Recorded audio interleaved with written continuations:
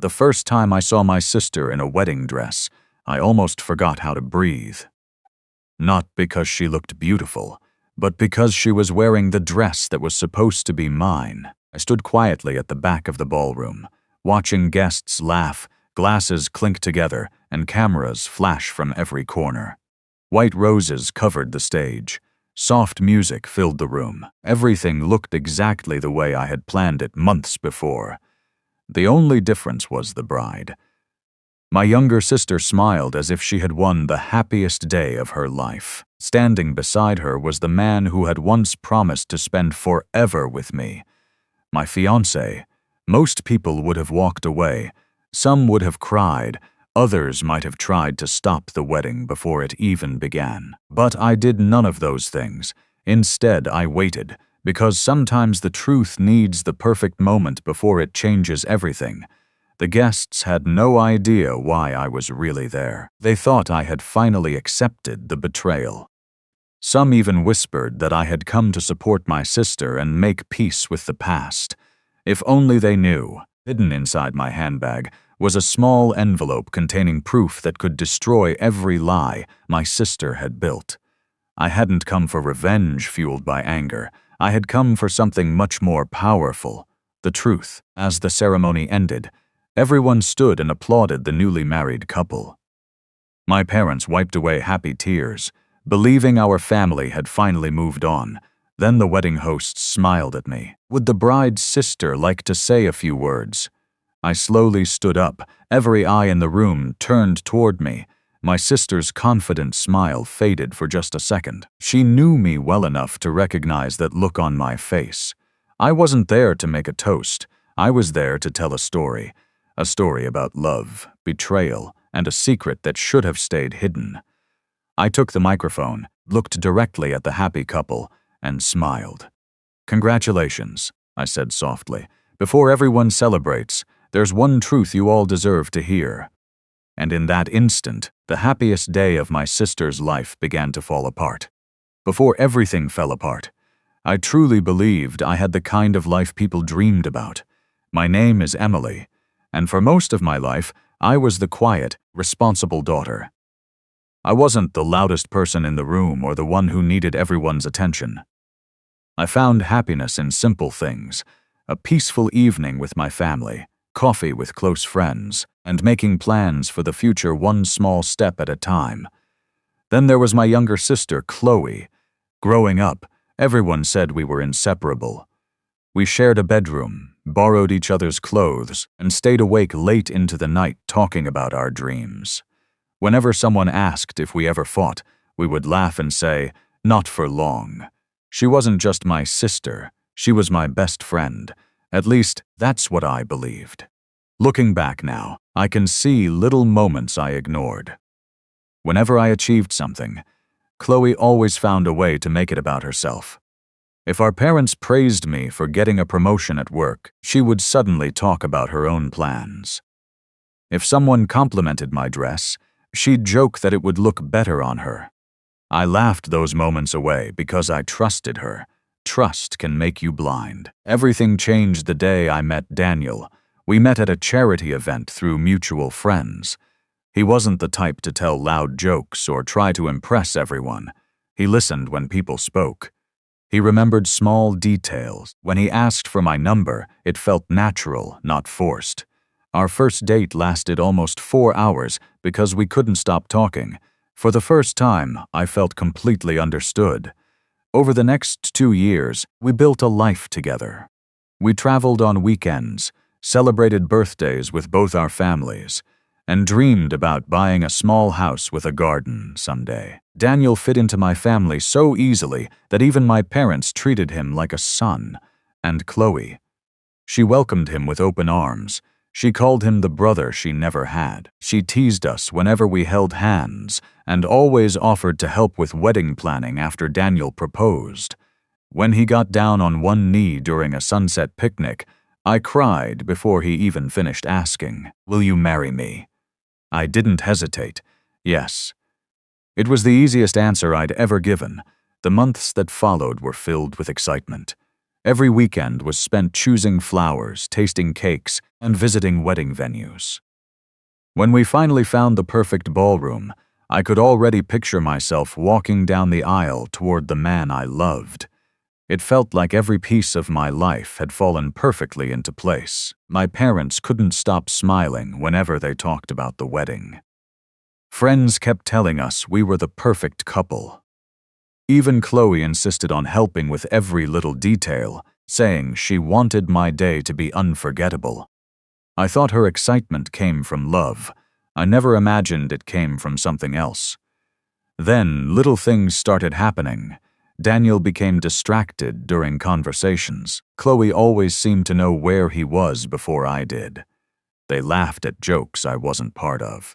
Sometimes I'd walk into a room, and their conversation would stop so suddenly that the silence felt louder than words. Whenever I asked if something was wrong, they smiled and told me I was imagining things.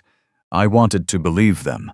After all, why would the two people I trusted most ever betray me? I ignored the uneasy feeling in my heart, convinced it was nothing more than wedding stress. I had no idea that while I was planning the happiest day of my life, the two people I loved most were already planning a future without me. At first, I convinced myself I was overthinking everything. Wedding planning was exhausting. Between work, vendor meetings, and family dinners, I barely had time to sleep. So when I noticed Daniel acting differently, I blamed stress instead of asking difficult questions. He started coming home later than usual. His phone, once carelessly left on the kitchen counter, never left his hand anymore. Whenever it buzzed, he would glance at the screen, smile for just a second, and quickly lock it before I could see who had texted him. "Everything okay?" I asked one evening. He looked up from his phone and forced a smile. "Just work. My boss keeps sending emails." I nodded, even though something about his answer didn't feel right. A few days later, Chloe came over to help me choose wedding invitations. We spread dozens of samples across the dining table, laughing about fonts and colors. Daniel walked in carrying coffee for all three of us. The moment he handed Chloe her cup, their eyes met. It wasn't a long look, just a second. But it was enough to make my stomach tighten. I quickly pushed the thought away. "Their family," I reminded myself. "Don't be ridiculous." I hated that I was even questioning my own sister. Weeks passed, and the strange moments became harder to ignore. Whenever I called Daniel, Chloe somehow already knew where he was. If Daniel mentioned a new restaurant he wanted to try, Chloe would casually say, "Oh, it's really nice, you'll love it." I frowned. "You've been there?" She hesitated. With friends." Daniel looked away. Neither of them noticed the confusion on my face. Then came the night everything changed. Daniel told me he had an important business dinner and probably wouldn't be home until late. I wished him luck, kissed him goodbye, and spent the evening finishing our wedding guest list. Around 9 o'clock, I realized I'd left some documents at my office. Since it was only 15 minutes away, I decided to drive there before the building closed. On my way back, I stopped at a small cafe to grab a coffee. As I pulled into the parking lot, my eyes landed on a familiar black car. Daniel's car. I smiled at first, thinking maybe his meeting had ended early. Then I saw him. He wasn't alone. Chloe climbed out of the passenger seat, laughing, as Daniel held the cafe door open for her. They weren't talking like a future brother-in-law and sister-in-law. They looked like a couple. I froze behind my steering wheel. "No," I whispered. "This isn't happening." I watched them through the cafe window. They sat close together. Too close. Daniel reached across the table and brushed a strand of hair away from Chloe's face.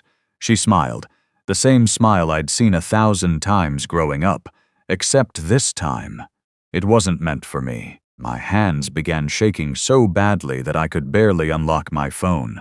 Part of me wanted to storm inside. Another part desperately searched for another explanation. Maybe I was misunderstanding. Maybe there was a reason. Maybe.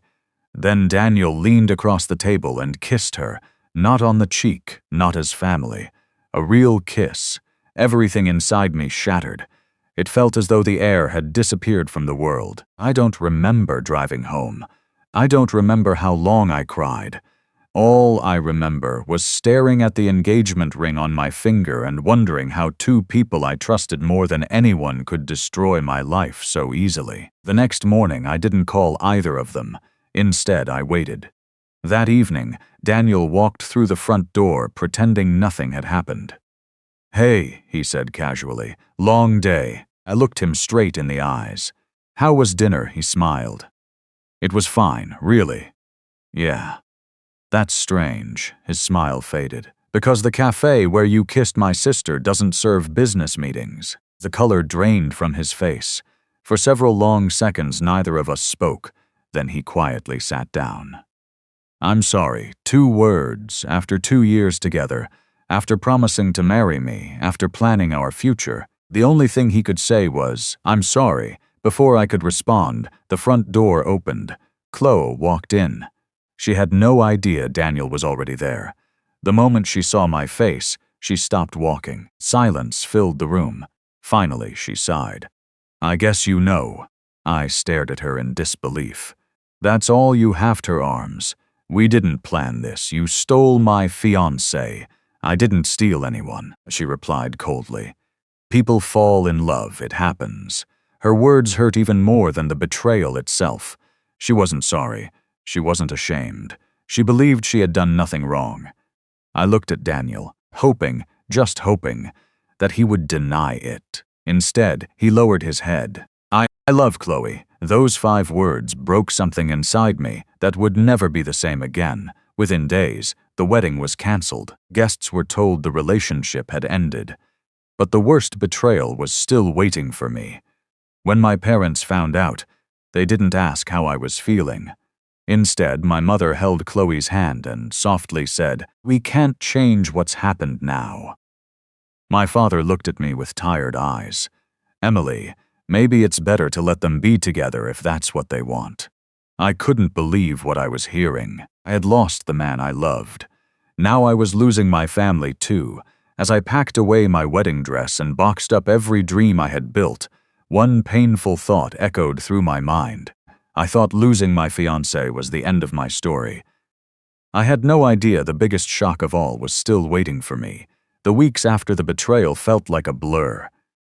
I stopped answering phone calls. I avoided social media because every picture reminded me of the life I was supposed to have. Friends tried to check on me, but I always gave the same answer. "I'm fine." It was the biggest lie I'd ever told. The apartment I had once shared with Daniel no longer felt like home. Every room held a memory. The couch where we planned our honeymoon. The kitchen where we danced while making dinner. The wall where we had marked possible wedding dates on a calendar. One by one, I packed everything into boxes. Some things I donated, some things I threw away. But there were a few memories no box could ever hold. A month later, I moved into a small apartment across town. It wasn't fancy, but it was quiet. For the first time in months, I could breathe without expecting another painful reminder of what I'd lost. I focused on work. I joined a local gym. I even started taking weekend photography classes, something I had always wanted to do but never found time for. Slowly, the pain became easier to carry. Not because I had forgotten, but because I was learning to live with it. Then one rainy afternoon, everything changed again. When I opened my mailbox, I found a thick white envelope with elegant gold lettering. My name was written across the front in handwriting I recognized immediately. Close. A strange feeling settled in my stomach. I already knew what was inside before I opened it. Still, my hands trembled as I unfolded the card. "Together with our families, Chloe Bennett and Daniel Carter, request the honor of your presence at their wedding." I couldn't read another word. My chest tightened as tears blurred the page. It wasn't just the invitation that hurt. It was the date, the venue. Even the flowers printed around the edges matched the design I had chosen months earlier. They hadn't just taken my future. They had copied the wedding I had spent a year planning. For a long time, I simply sat on the floor, staring at the invitation. Part of me wanted to tear it into pieces. Another part wanted to pretend it had never arrived. Instead, I slipped it back into the envelope. That evening, my mother called. "Emily," she said carefully, "I know this is difficult, but I hope you'll come." I couldn't believe what I was hearing. "You actually expect me to celebrate the two people who betrayed me?" There was a long silence. "They're still family," she finally whispered. "People will ask questions if you're not there." I let out a bitter laugh. "So you're worried about what the guests will think, not about what your daughter feels." She didn't answer. She didn't have to. Her silence told me everything.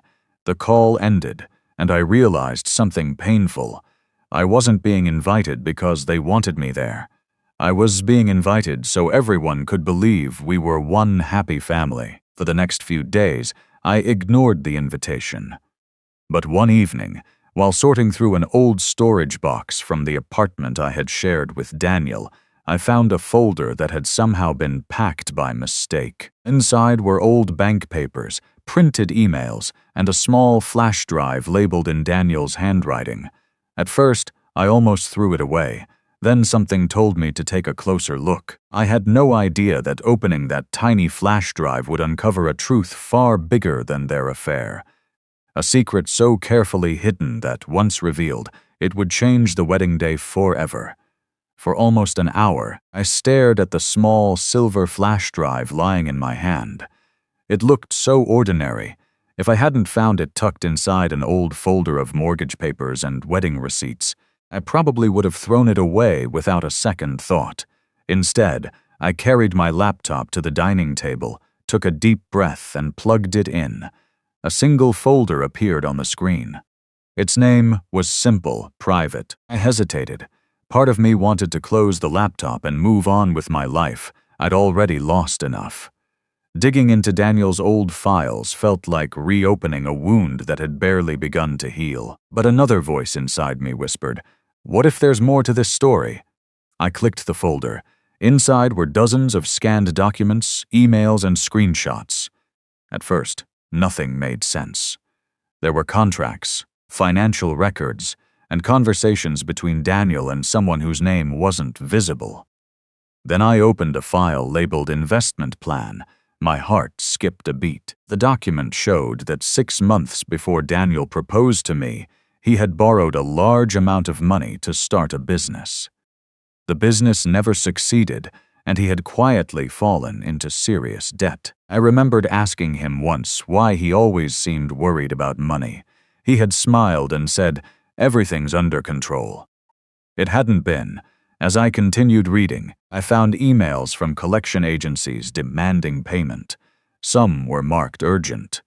Others warned of legal action if the debt wasn't settled soon. I couldn't understand why he had hidden this from me. Then I found another folder. This one was named C. Inside were screenshots of messages between Daniel and Chloe. The earliest ones shocked me. They didn't sound like two people deeply in love. They sounded like two people making a plan. One message from Chloe read, "If you marry Emily now, you'll spend years paying off those debts. Be honest, you know she'll never agree to it." Daniel replied a few minutes later. "I don't know what to do anymore." Another message appeared. "Leave that to me," Chloe wrote. "Just trust me." My hands tightened around the mouse. I kept scrolling. Weeks later, the conversations became even more disturbing. Chloe encouraged Daniel to keep his financial problems a secret from me. She told him that if I discovered the truth, I would probably call off the engagement.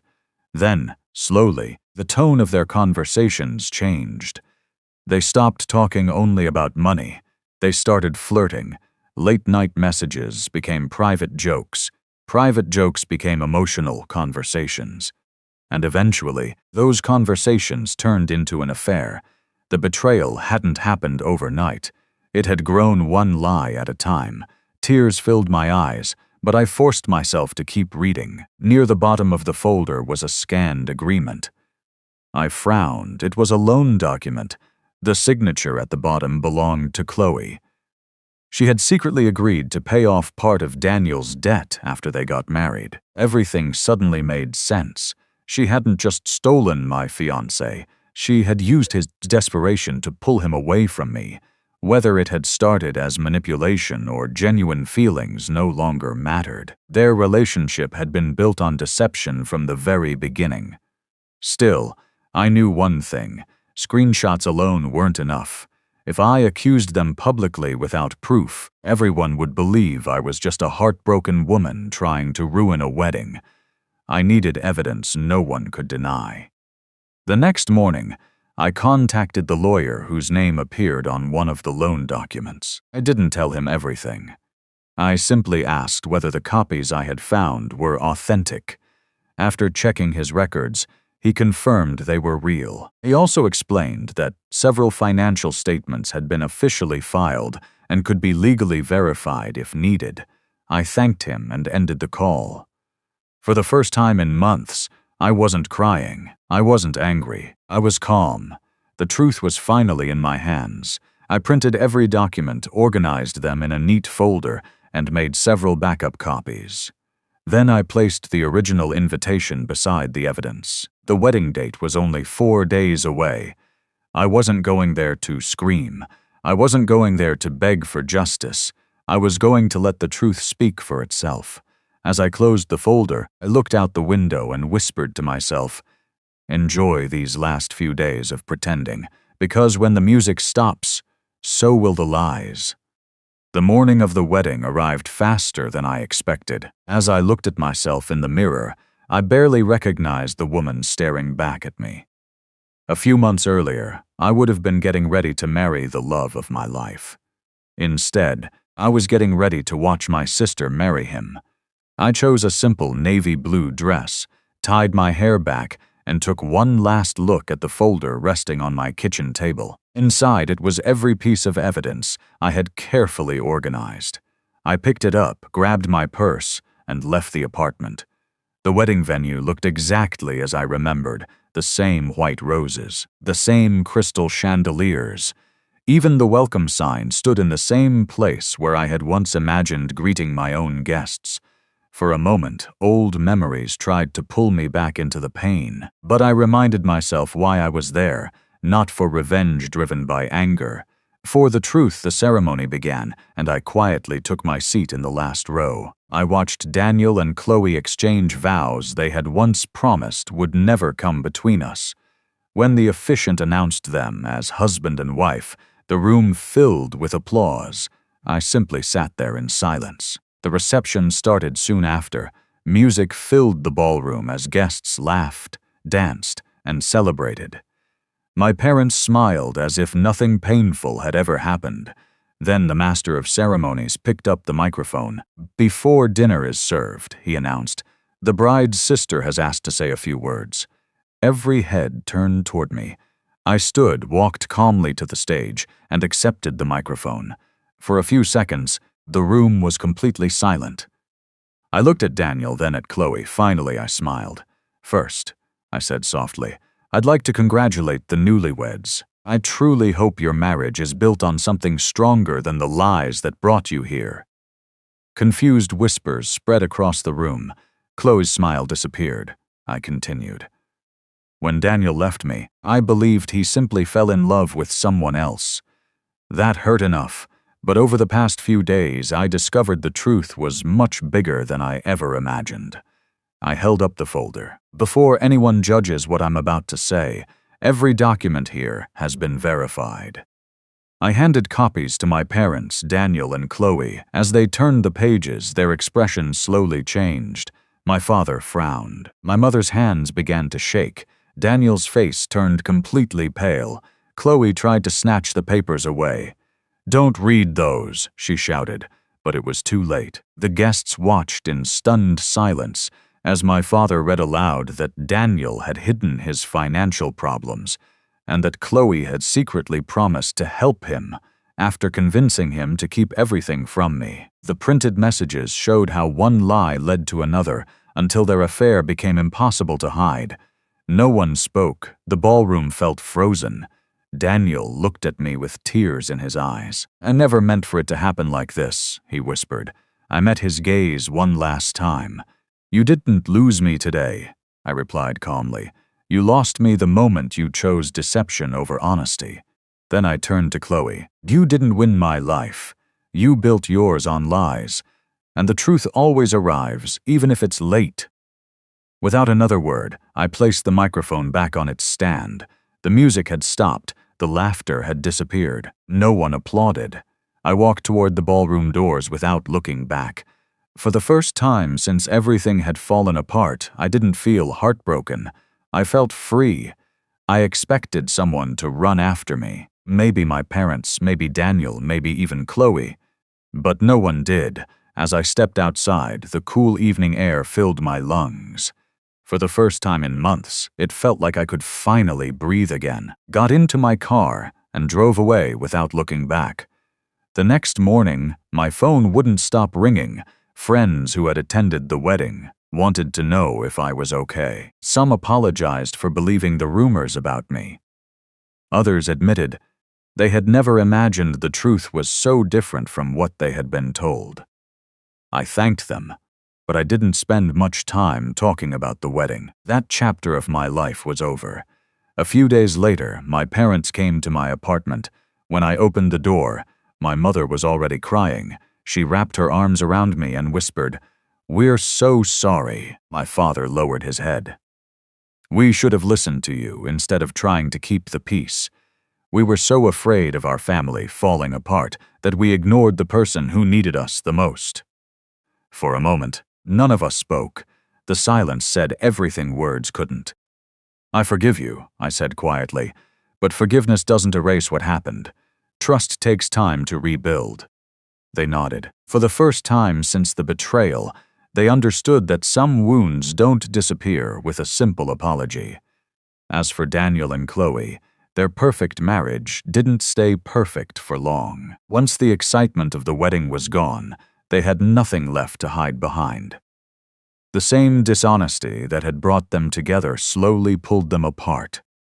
Friends distanced themselves, and the life they had built on secrets became heavier with every passing day. I didn't celebrate their struggles. Their choices had already created their own consequences. Instead, I focused on rebuilding my own life. I accepted a promotion at work that I had once turned down because of wedding plans. I traveled to places I had always wanted to see, met new people, and slowly rediscovered the version of myself that had been buried beneath heartbreak. One evening, while watching the sunset from a quiet beach, I realized something that made me smile. They hadn't taken my future. They had only delayed it. Losing the people I trusted most had been painful, but finding my own strength was worth every tear. Sometimes, justice isn't watching others fall. Sometimes, justice is realizing that after everything they did, you still found the courage to rise.